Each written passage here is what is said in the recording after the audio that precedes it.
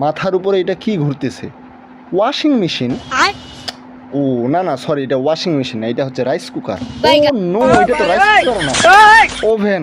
ও gas চুলা। এটা কি আপনাদেরকে বলতে লাগবে উপরে এটা কি ঘুরতেছে? ফ্যান। ফ্যানের বাতাস খাচ্ছি গরমকাল গ্রীষ্মের দিন, এই জন্য। কেন খাচ্ছি গরমকালে, কেন ফ্যানের বাতাস খাচ্ছি? কারণ হাতের পাখা বাতাস করার মতন বলতেও পারতেছি না, লোক নাই বাতাস করার জন্য, হাত পাখা দিয়ে বাতাস করার জন্য লোক নাই, সিঙ্গেল, গার্লফ্রেন্ড নাই, এই জন্য ফ্যানের বাতাস খাচ্ছি, এই জন্য ওয়াশিং মেশিন, গ্যাস চুলা, যেই সেই বকতেছি। হ্যাঁ গো, আমাগো কি আর হইব না নাকি? আমগো কি হবে না? পাখা বাতাস খাওয়ার মতন নখ কি তৈরি হইব না আমাগো? দুঃখ নাকি, কষ্ট নাকি?